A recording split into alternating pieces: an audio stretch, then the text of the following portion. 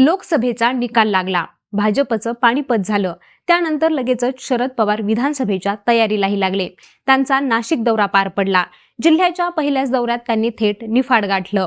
इथं अजित पवारांना साथ दिलेल्या आमदार दिलीप बनकर यांनाच पवारांनी पहिलं लक्ष केलं. पवारांच्या जोडीला स्टेजवर शिवसेनेचे माजी आमदार अनिल कदम होते. गत काही दिवसांपासून कदम यांची पवारांशी जवळीक वाढलेली दिसून येते.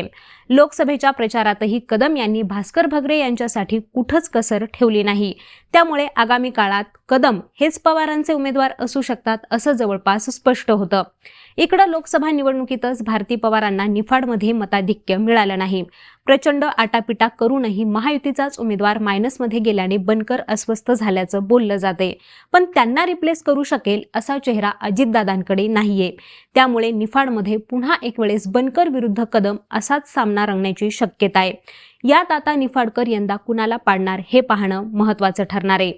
तर लेट्स अप मराठीच्या ग्राउंड झिरो या आपल्या स्पेशल सिरीजमध्ये पाहूयात निफाडच्या राजकारणात नक्की काय चाललंय ते.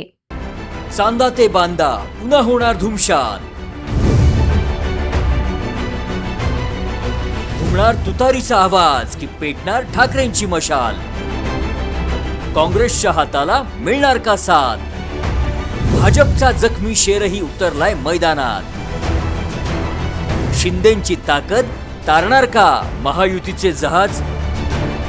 अजितदादांचे गुलाबी वादळ घोंगावणार की बसणार.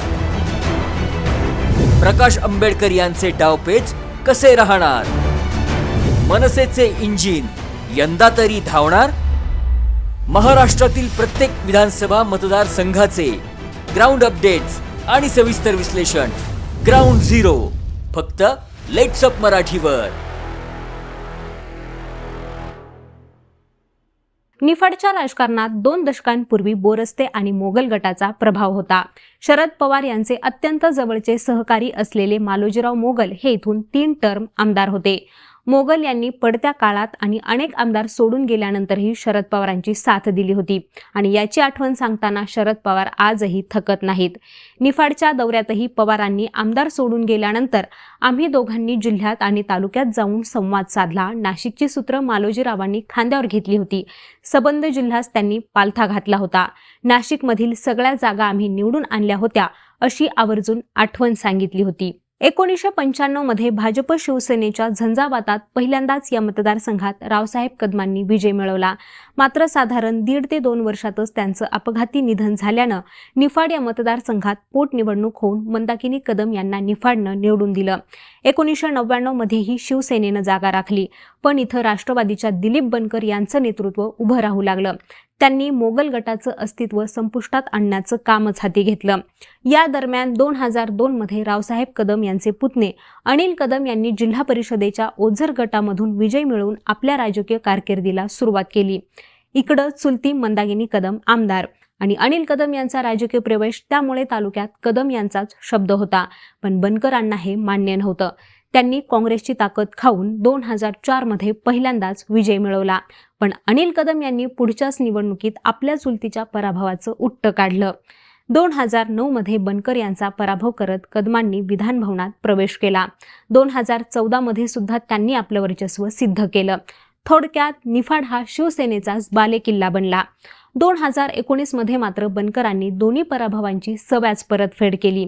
2 वेळेस हुकलेला विजय त्यांनी 18,000 मताधिक्य घेत खेचून आणला आणि या काळात त्यांनी बाजार समिती तसंच तालुक्यातील ग्रामपंचायती सुद्धा आपल्या ताब्यात घेतल्या. आता या मतदारसंघात कदम विरुद्ध बनकर अशी लढाई पुन्हा बघायला मिळू शकते. यात कदम यांचा ओढा शरद पवार गटाकडे असल्याचं बोललं जाते आणि याला कारणंही तशीच आहेत.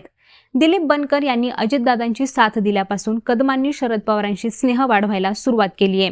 राजकारणात भीष्माचार्य समजल्या जाणाऱ्या पवारांना देखील कदमांनी दिल्ली आणि नाशिक इथं वेळ देत चर्चा केली. कांद्याच्या निर्यात बंदीनंतर खुद्द पवारांच्या नेतृत्वाखाली चांदवड इथं शेतकऱ्यांचं रास्ता रोको आंदोलन झालं. या आंदोलनावेळी देखील पवारांनी कदम यांना मोर्चासमोर बोलण्याची संधी दिली. दुसऱ्या दिवशी पवारांनी अनिल कदम यांच्यासोबत नागपूरला विमानात एकत्रित प्रवास केला. दोघांचा हा एकत्रित प्रवास तसा योगायोग म्हणता येणार नाहीये. लोकसभा निवडणुकीत भास्कर भगरे यांच्या प्रचारात ठाकरे गटाचे माजी आमदार अनिल कदम हे शरद पवार गटाच्या पदाधिकाऱ्यांपेक्षा अधिक सक्रिय होते. आता लोकसभेमध्ये सुद्धा शरद पवार गटाच्या भास्कर भगरे यांना इथून मताधिक्य मिळाले. या तालुक्यातील संस्थांवर राष्ट्रवादीचंच वर्चस्व आहे. अशात निफाड हा मतदारसंघ महाविकास आघाडीत राष्ट्रवादी काँग्रेसच्या वाट्याला आहे. त्यामुळे निफाडची जागा शिवसेनेच्या ठाकरे गटाला न सुटल्यास कदम हेच राष्ट्रवादीच्या शरद पवार गटाचे उमेदवार असतील अशीही एक शक्यता वर्तवली जातीये. मात्र कदम यांच्या वाट्यात दोन प्रमुख अडसर आहेत. यातील पहिला अडसर आहे तो भाऊबंदकीचा. गतवेळी आमदार बनकर हे जेवढ्या मतांनी विजयी झाले त्याहून जास्त मतं अनिल कदमांचे बंधू यतीन कदम यांनी घेतली होती. यंदाही विरोधकांकडून या भाऊबंदकीला खत पाणी कसं मिळेल असे जोरदार प्रयत्न पडद्यामागून होत आहेत. याशिवाय शिवसेना उद्धव बाळासाहेब ठाकरे पक्षाकडून जिल्हा परिषदेचे माजी अध्यक्ष बाळासाहेब क्षीरसागर यांनीही उमेदवारी मागितली आहे. ही उमेदवारी न मिळाल्यास क्षीरसागर अपक्ष म्हणून निवडणुकीच्या मैदानात उतरण्यावर ठाम आहेत. या दोन अडसरांवर अनिल कदम यांनी मात केली तर ते विजयापर्यंत पोहोचू शकतात.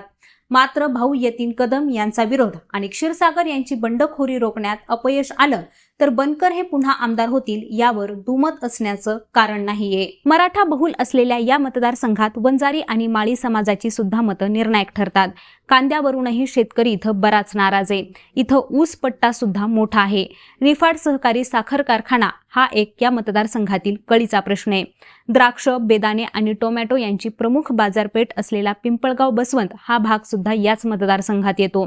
निफाड तालुका आणि तालुक्यातील गावं सोबतच ओझर विमानतळ, हिंदुस्तान एरोनॉटिक्स इत्यादी कंपन्यांच्या वसाहती सुद्धा या मतदारसंघाचं वैशिष्ट्य आहे.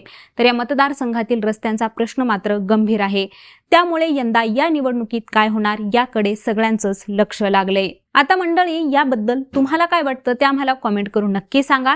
तसंच यांसारखंच महाराष्ट्रातील प्रत्येक विधानसभा मतदारसंघाचं अभ्यासपूर्ण विश्लेषण जाणून घेण्यासाठी लेट्स अप मराठीला सर्वच सोशल मीडिया हँडलवरती फॉलो करायला विसरू नका आणि पाहत रहा लेट्स अप मराठी.